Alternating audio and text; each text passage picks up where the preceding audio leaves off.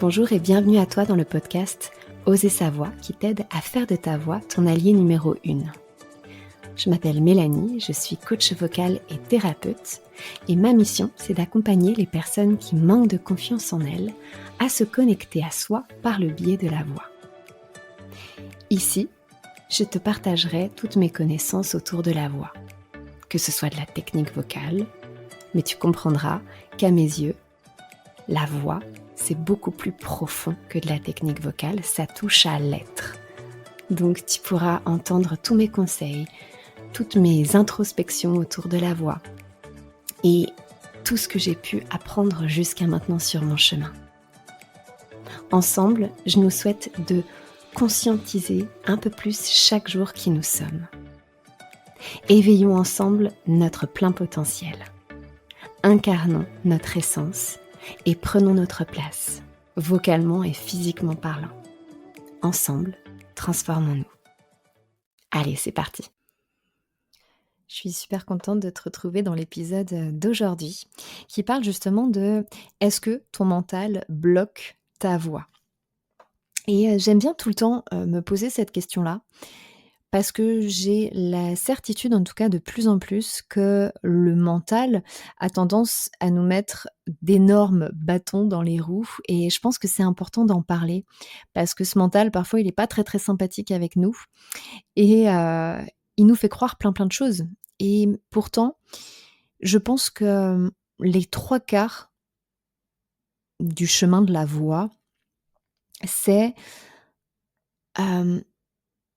en fin de compte l'intuition. C'est le côté émotionnel et le côté intuitif. Et le reste du chemin, c'est technique, c'est mental. Et j'ai l'impression très souvent qu'on a tendance à à faire le chemin inverse. C'est-à-dire qu'on met beaucoup trop de mental et on met beaucoup moins d'intuition. Le côté intuitif qui est pourtant tellement important. Par exemple, quand on remonte un petit peu dans le temps et qu'on se rend compte que le chant, c'est depuis la nuit des temps que ça existe, par exemple dans les cérémonies, dans les rituels, que ce soit dans les fêtes, les mariages, que ce soit, dans les moments les plus tristes, les décès et cetera. Le chant, en groupe ou même tout seul a toujours existé. Le chant, les mantras, le chant, pour les éléments et cetera. Il y a tellement de chants et l'utilisation de la voix, elle existe depuis toujours et quand on regarde en fait, dans ces «temps-là» entre guillemets, on se rend compte que la technique, elle n'existait absolument pas. On était là, on prenait une guitare, on jouait et on chantait et c'était même intuitif, il y avait rien de préparé. Je chantais pour la montagne, avec une intuition, je chantais pour telle personne. Et je trouve ça beau de revenir aussi à l'essentiel de, ce que représente la voix. Je pense que c'est de manière, relativement récente qu'on a commencé à vraiment vouloir,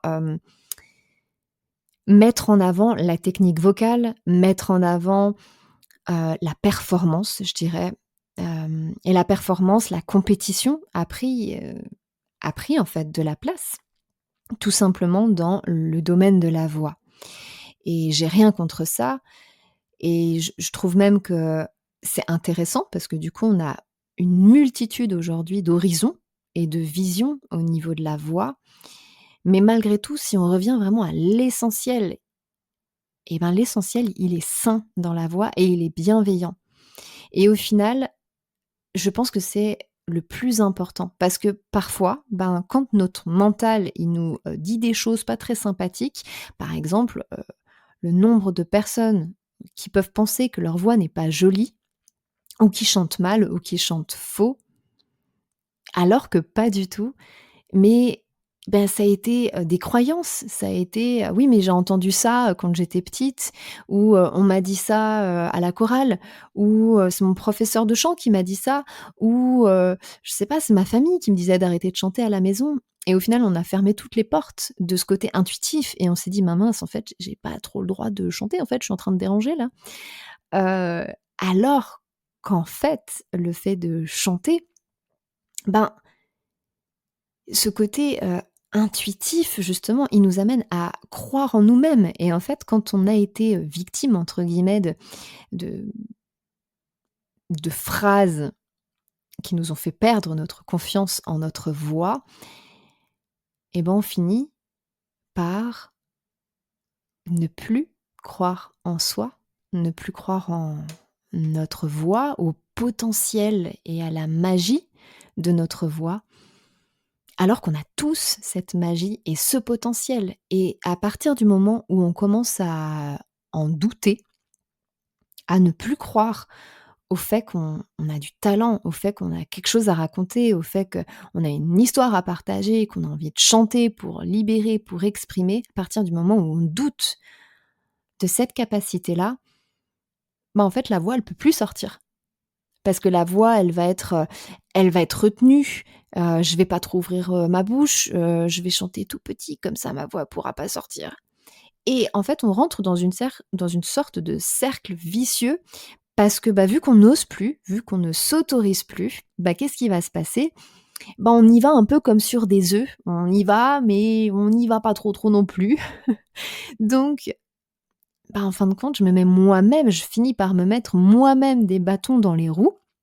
Parce que vu que j'ose plus y aller, ben, je retiens tout, je me mets pas dans les meilleures conditions pour moi-même et en fait, ben, ma voix va sortir de manière, toute serrée, toute petite ou, ben, oui et du coup, vu que c'est tout petit, tout serré, ben, j'arrive pas à atteindre les notes que je souhaite et ça va me faire penser en fait, ça va valider le fait que vous ne savez pas chanter et utiliser votre voix et je trouve ça incroyable, hem, parce que le mental, ben, en fin de compte, quand on remet ça dans le bon sens, ben, on se dit que le mental, en fait, est vraiment le 1er à nous empêcher de vivre cette pleine liberté qu'est la voix. Donc je suis, vraiment partisante de ça me tient à cœur de pouvoir vous partager le fait que si vous souhaitez développer votre voix, alors prenez du temps pour la guérir. Prenez du temps pour, l'apprivoiser, mieux la comprendre, comprendre ce que vous aimez moins, les choses que vous avez envie d'améliorer. Faites la paix avec ce que vous avez pu entendre dans votre passé, remettez-le en question. Doutez de ce qu'on vous a dit. Réécrivez votre propre histoire. Réécrivez: «OK, moi, qu'est-ce que j'ai envie aujourd'hui de penser et de croire de ma voix?» Parce que ça, justement, c'est les 3/4 du chemin qui va être fait. Vous allez pouvoir vous libérer. Vous allez pouvoir, adopter de nouvelles croyances autour de votre voix et c'est ça qui va faire que, vous allez pouvoir chanter à nouveau en prenant votre place, en vous exprimant librement et qu'est-ce que c'est, génial de pouvoir faire ça et je vous invite à pouvoir, commencer dès maintenant ce travail-là, à ne pas patienter, à ne pas remettre, au lendemain. Soyez excités de cette bonne nouvelle en fin de compte que tout peut être réécrit et que, revenez à votre intuition, revenez à votre cœur et qu'est-ce que j'ai envie d'exprimer avec mon cœur, avec ma voix? Qu'est-ce qui a envie de sortir? Qu'est-ce qui a envie d'être dit? Je pense que c'est des questions qui sont clés et qui sont très importantes pour pouvoir, se construire et pouvoir développer encore plus son être vocal. Je te remercie de tout cœur d'avoir partagé avec moi cet épisode. Si tu souhaites être tenu au courant de toutes les nouveautés, je t'invite à me rejoindre sur les réseaux sociaux. Le lien est dans la description.